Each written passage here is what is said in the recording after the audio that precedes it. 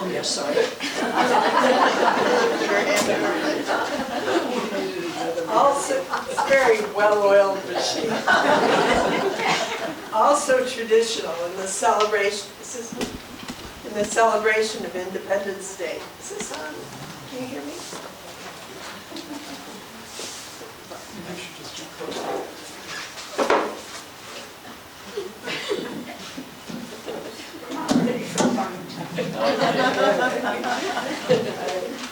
Also traditional in the celebration of Independence Day is the singing of patriotic songs. Our first today is Yankee Doodle, a song popular in the colonies well before the Revolution. British soldiers sang it to make fun of the Yankees, who were pictured as pretentious simpletons. Macaroni referred not to pasta, but to some outlandish headgear that fashionable young Londoners were wearing that season. A student at Harvard is believed to have written the current version in 1776. By 1781, Yankee Doodle had evolved from an insult to a song of national pride. Edith Fabosh is our song leader, and the lyrics are in your program.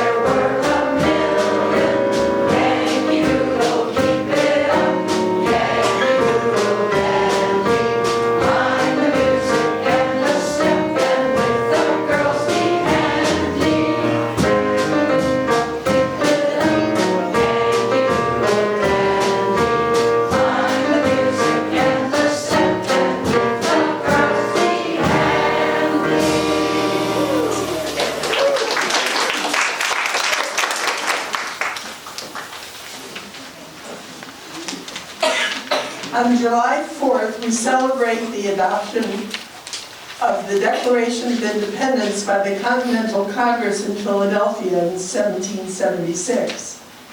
One of the delegates was Massachusetts lawyer John Adams, who carried on a lively correspondence with his wife Abigail during his months away from home.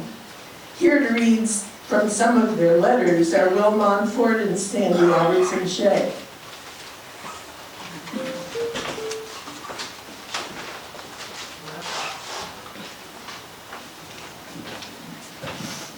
On March 3rd, 1776, Abigail wrote, "I long to hear that you have declared independency.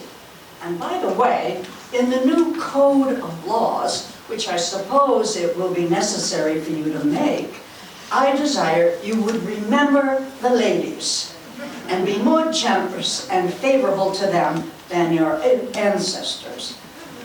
Do not put such unlimited power into the hands of their husbands. Remember, all men would be tyrants if they could.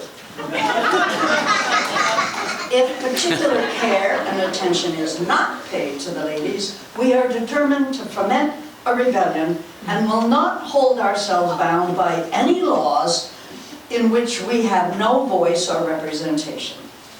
Such of you as wish to be happy willingly give up the harsh title of master for the more tender an endearing one of friend.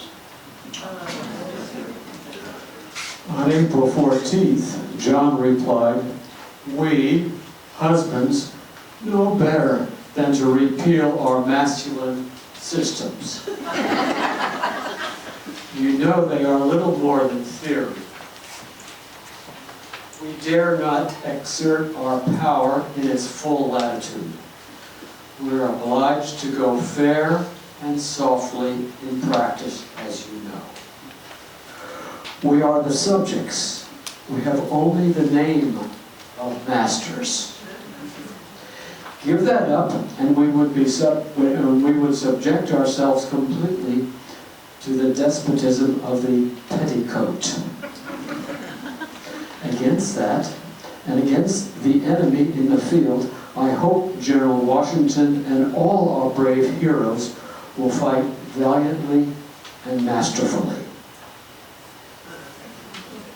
And on July 2nd, he wrote endearingly, "Dear friend, this morning is assigned the greatest debate of all, a declaration that these colonies are free and independent states. It ought to be solemnized with pomp and parade, with shows and games, sports, guns, bells, bonfires, and illuminations from one end of this continent to the other, from this time forward forevermore.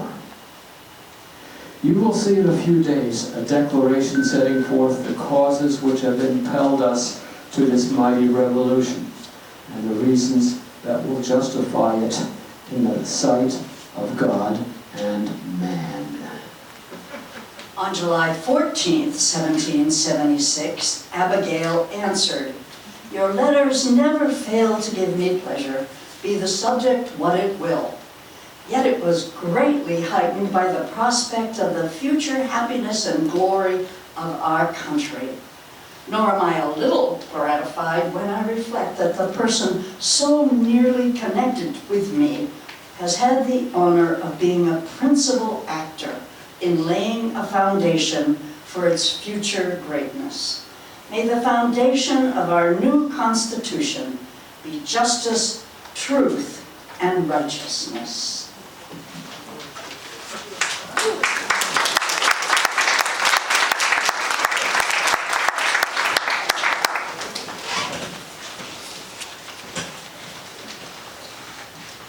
The Declaration of Independence was primarily written by Thomas Jefferson, though with the collaboration of Adams and the substantial input of the other delegates.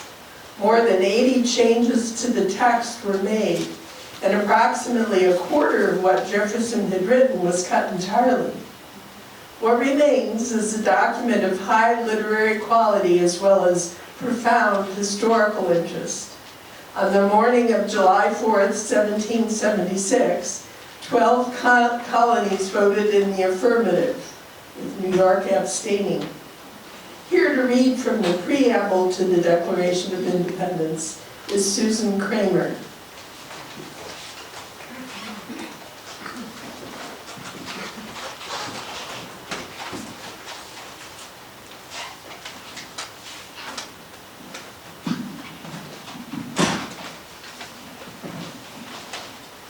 When in the course of human events it becomes necessary for one people to dissolve the political bonds which have connected them with one another, and to assume among the powers of the earth the separate and equal station to which the laws of nature and of nature's God entitles them, a decent respect to the opinions of mankind, it requires that they should declare the causes which impel them to the separation.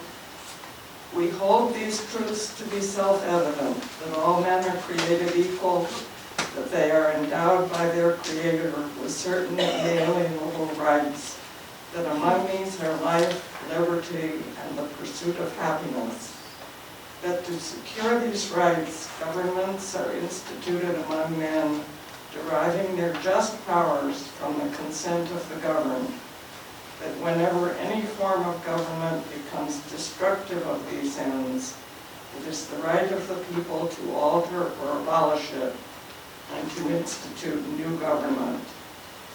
When a long train of abuses and usurpations pursuing this same object evinces a design to reduce them under absolute despotism, it is their right, it is their duty to throw off such government and to provide new guards for their future security.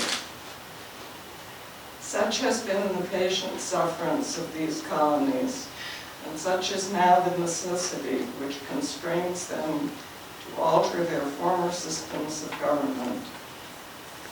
We, therefore, the representatives of the United States of America in General Congress assembled, appealing to the Supreme Judge of the world for the rectitude of our intentions, do in the name and by the authority of good people of these colonies solemnly publish and declare that these united colonies are, and of right ought to be, free and independent states, and that they are absolved from all allegiance to the British Crown, and that all political connection between them and the state of Great Britain is and ought to be totally dissolved, and that as free and independent states, they have sole power to levy war, conclude peace, contract alliances, establish colonies, and do other acts and things which independent states may of right do. And for the support of this declaration, with a firm reliance on the protection of divine providence, we mutually pledge to each other our lives, our fortunes, and our sacred honor.